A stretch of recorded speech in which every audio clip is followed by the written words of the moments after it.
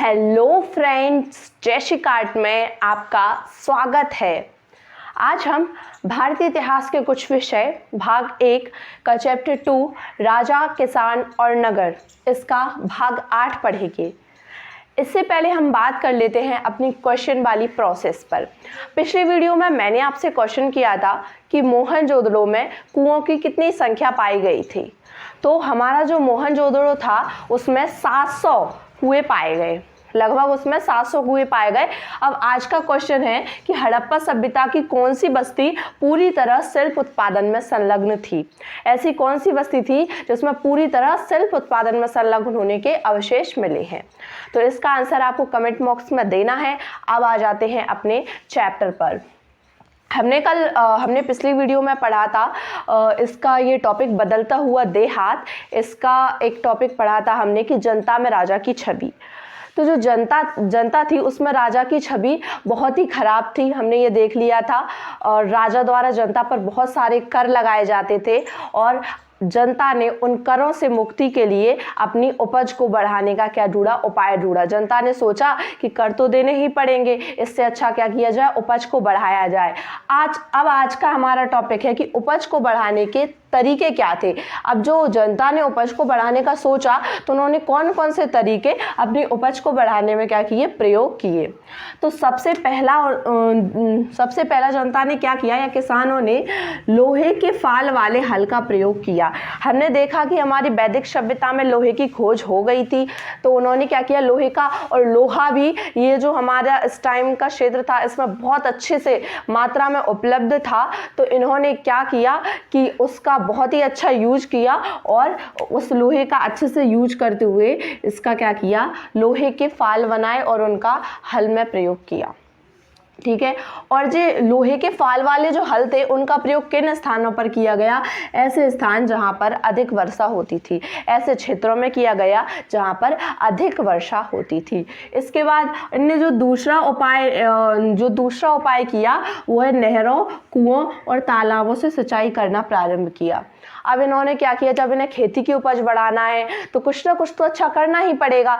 इसके लिए उन्होंने क्या किया, नहरों, कुओं और तालाबों से क्या किया, सिंचाई करना प्रारंभ किया। उसके बाद गंगा घाटी में धान की रोपाई की।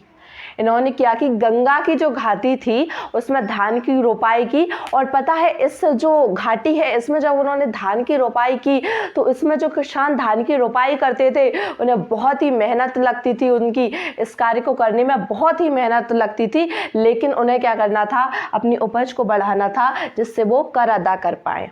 इसके कारण उन्होंने क्या किया, गंगा घाटी में धान की रोपाई की और पर्वतीय क्षेत्रों में, कैसे क्षेत्रों में, पर्वतीय क्षेत्रों में कुदाल का प्रयोग किया। कुदाल एक कृषि औजार होता है, तो उसका प्रयोग उन्होंने क्या किया, पर्वतीय क्षेत्रों में किया। और इस प्रकार उन्होंने अपनी उपज को बढ़ाने के क्या किए, तरीके खोज निकाले। अब इसके बाद हमारा दूसरा टॉपिक है ग्रामीण समाज में भिन्नताएं। हमने देखा कि किस प्रकार कृषकों ने, जनता ने अपने करों को भरने के लिए, करों को अदा करने के लिए खेती की उपज को बढ़ाने का प्रयास किया। लेकिन जब उन्होंने खेती की उपज बढ़ाई और उनमें नई प्रौद्योगिकी का प्रयोग किया तो उससे सभी किसानों को समान रूप से लाभ नहीं हुआ। उसमें क्या हुआ कि जो बड़े किसान थे या जमींदार थे वो तो धनवान होते चले गए, और जो भूमिहीन कृषक थे, मतलब जिनके पास भूमि ही नहीं थी या श्रमिक थे, वो क्या होते चले गए, उनको हानि होती चली गई। तो आइए देखते हैं हमारी जो बौद्ध कथाएं हैं, बौद्ध कथाएं या हम कहें कि जातक कथाएं जो बौद्ध धर्म की हैं, उनके अनुसार समाज में कितने वर्ग थे, या समाज में कौन कौन से वर्ग थे जो समाज में रहते थे और जिनका ये जो कृषि प्रौद्योगिकी है इसमें प्रमुख योगदान था। तो जो बौद्ध कथाओं के अनुसार एक तो थे भूमिहीन खेतीहर श्रमिक। अब भूमिहीन खेतीहर श्रमिक कौन होते हैं, तो भूमिहीन मतलब जिनके पास भूमि नहीं थी, खेतीहर मतलब जो खेती करते थे, और श्रमिक तो श्रमिक होते ही हैं। तो ऐसे श्रमिक जिनके पास भूमि नहीं होती थी फिर भी वो खेती करते थे। मतलब मान लो कोई जमींदार है, तो कोई कृषक है जिसके पास भूमि नहीं है, कोई श्रमिक है जिसके पास भूमि नहीं है, तो तो वो क्या करते थे, उस जमींदार की खेती पर वो भूमि पर खेती करते थे। तो ऐसे लोगों को क्या कहा जाता था, भूमिहीन खेतीहर श्रमिक। तो उस टाइम एक तो ये वर्ग था भूमिहीन खेतीहर श्रमिक, उसके बाद कौन सा वर्ग था, छोटे किसान और बड़े बड़े जमींदार। ये इस टाइप के वर्ग थे, एक तो भूमिहीन खेतीहर श्रमिक, छोटे छोटे किसान और क्या थे, बड़े बड़े जमींदार। किसके अनुसार, बौद्ध कथाओं के अनुसार। फिर तमिल संगम साहित्य। अब हमने देखा था तमिल भाषा में जो संगम साहित्य लिखे गए उनके अनुसार कितने वर्ग थे या कैसे कैसे वर्ग थे, तो उनके अनुसार एक तो थे बेल्लालर और बड़े जमींदार। अब ये जो बेल्लालर और बड़े जमींदार थे ये तो थे धनवान, और इसके अलावा फिर जो दूसरे थे वे थे हलवाहा या उलवर या फिर दास। ये लोग कैसे होते थे, छोटे होते थे। तो मतलब कहने का सीधा मतलब ये है कि वर्गों में क्या था, या तो बहुत ही बड़े लोग थे, या तो बहुत ही धनवान लोग थे, और या बहुत ही छोटे लोग थे। तो अब जो मैंने बात बताई वही बात आती है कि नई प्रौद्योगिकी के कारण समाज में क्या हुई, भिन्नताएं हुई। उन्होंने सोचा कि नई प्रौद्योगिकी से सबको लाभ होगा, परंतु जो प्रौद्योगिकी आई उससे सभी को समान रूप से लाभ नहीं हुआ। जबकि जो धनवान थे वो और अधिक धनवान हो गए और जो गरीब थे वो और अधिक गरीब हो गए। इसमें क्या हुआ, जमींदार और बड़े किसान, कैसे कैसे, जमींदार एक तो और एक बड़े किसान, उनको तो क्या हुआ, लाभ हुआ, और भूमिहीन छोटे किसानों को क्या हुई, हानि हुई। अब भूमि ही नहीं थी उनके पास, दूसरों की जमीन पर खेती करते थे, तो जिनकी जमीनें थी जमींदारों की, बड़े बड़े किसानों की, उनको तो क्या हो गया, लाभ हो गया, और उन्होंने उनको उतना पैसा नहीं दिया कार्य करने का, तो उनको क्या हुई, हानि हुई। ठीक है। अब क्या है कि जो इसी टाइम हम अभी बात कर रहे हैं, आपको पता है 600 ईसा पूर्व से लेकर 600 ईस्वी की, तो इसी टाइम क्या होता था कि जो जमींदार थे और छोटे किसान थे उनको क्या कहा जाता था, गृहपति कहा जाता था। और ये कौन सी भाषा का शब्द है, तो ये पाली भाषा का शब्द है। मतलब पाली भाषा में जमींदार और छोटे किसानों को गृहपति कहा जाता था, और ये गृहपति का अर्थ होता है घर का मुखिया। क्या होता है, गृहपति का अर्थ होता है घर का मुखिया, और जिसका घर के बच्चों, महिलाओं से लेकर पशुओं तक पर नियंत्रण होता था। मतलब घर के कोई भी कार्य हो, कोई भी निर्णय हो, वो यही लेता था। और हम देखते हैं कि ज़्यादातर बड़े ही लोग गृहपति कहलाते थे, जो उस घर का बुजुर्ग होता था, और उसी के द्वारा क्या लिए जाते थे, उस घर के महत्वपूर्ण निर्णय लिए जाते थे। अब हमारा जो नेक्स्ट टॉपिक है वो है भूमिदान और नए सम्भ्रांत ग्रामीण। अब हम इस टॉपिक के बारे में पढ़ेंगे। तो हमारी ये जो भूमिदान प्रथा थी, या ये जो भूमिदान का प्रारंभ किया गया था, वो प्रथम शताब्दी से किया गया था। मतलब जो भूमिदान था उसका प्रारंभ कब से हुआ, तो प्रथम शताब्दी से हुआ। इसके बाद क्या है, अब ये भूमिदान की जानकारी हमें कहाँ से मिलती है, हमें कहाँ से पता चलता है कि ये जो भूमिदान है इसका प्रारंभ प्रथम शताब्दी से हुआ, या इसमें क्या क्या होता था। तो इसकी जानकारी हमें अभिलेखों से मिलती है, और अभिलेख पत्थर या ताम्र पत्र पर लिखे होते थे। ठीक है, जो अभिलेख होते थे वो पत्थर या ताम्रपत्र मतलब तावे का पत्र, तावे का एक पत्थर टाइप का होता था, उस पर लिखे होते थे।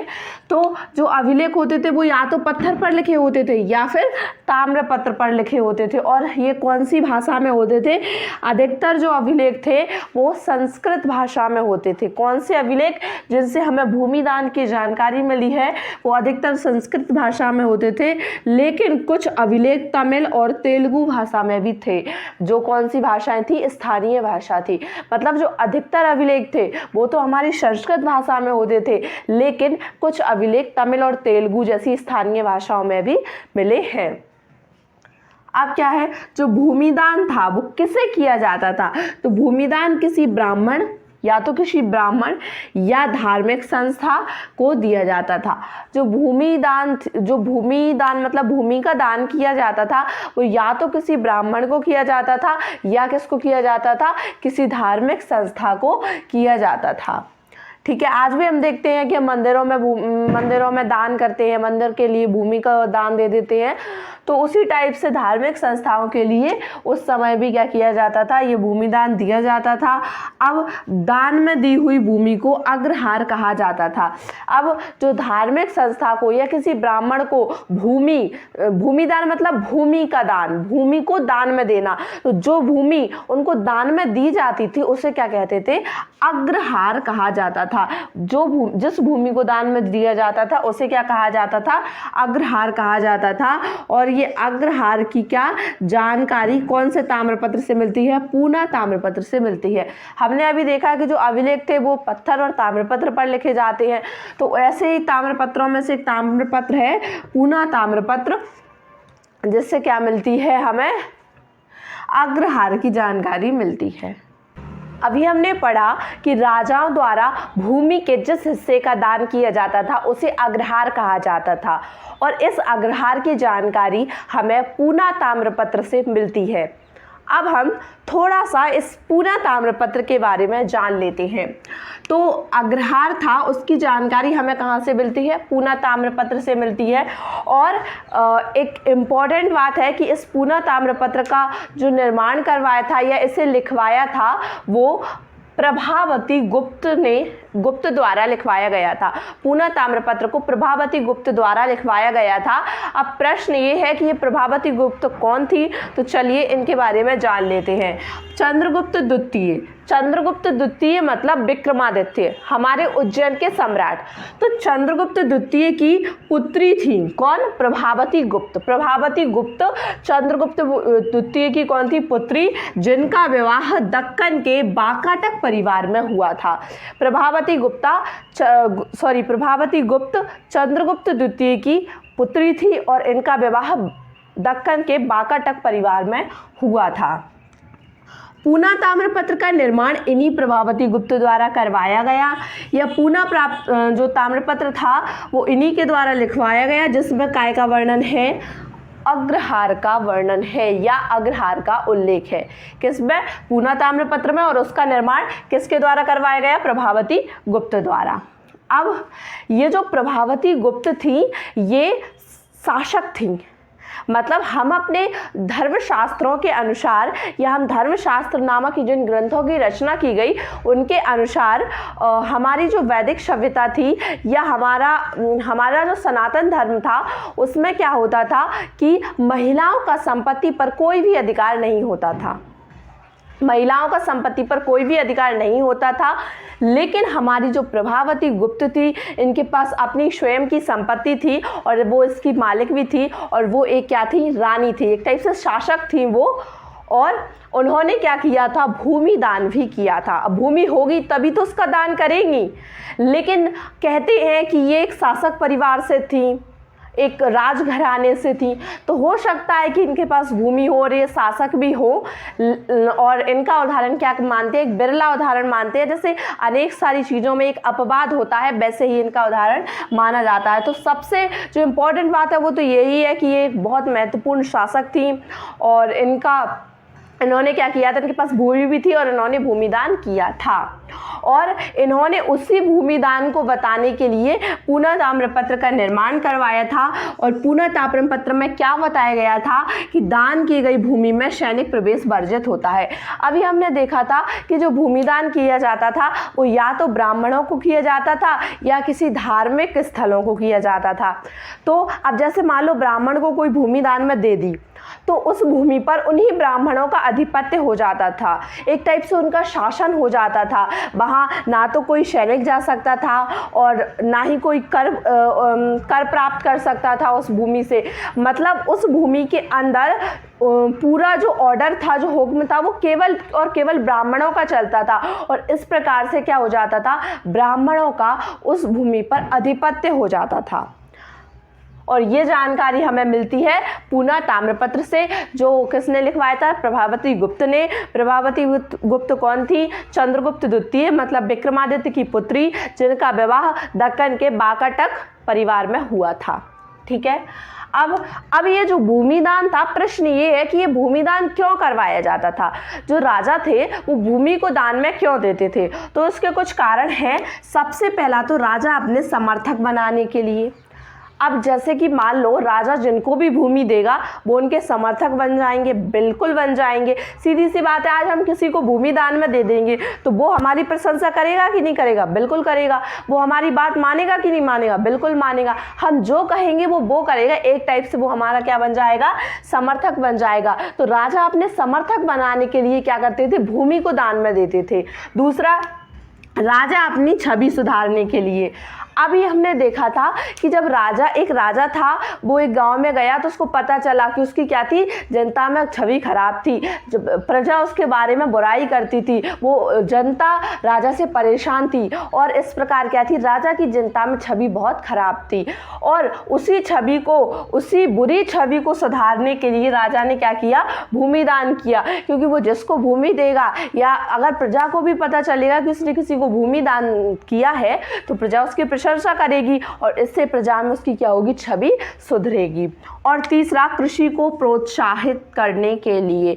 हमने देखा कि इस टाइम उपज बढ़ाने के वैसे ही बहुत तरीके चल रहे थे, वैसे ही बहुत प्रयास किए जा रहे थे। तो एक प्रयास राजा ने भी किया, क्या कि भूमि को दान में दिया। अब जैसे भूमि दान में दे दिया और भूमि किसी के पास चली गई तो किसी ना किसी प्रकार से कृषि को प्रोत्साहन मिलेगा, या वो स्वयं उस पर खेती करेगा या किसी और से करवाएगा। इस प्रकार कुछ लोगों को रोजगार भी मिलेगा और कृषि को भी क्या मिलेगा? प्रोत्साहन मिलेगा। आशा है आज का ये टॉपिक आपको बड़े ही इजी वे में बहुत ही अच्छे से समझ में आ गया होगा। आज की इस वीडियो में इतना ही। मिलते हैं इसके नेक्स्ट पार्ट में। Thank you so much.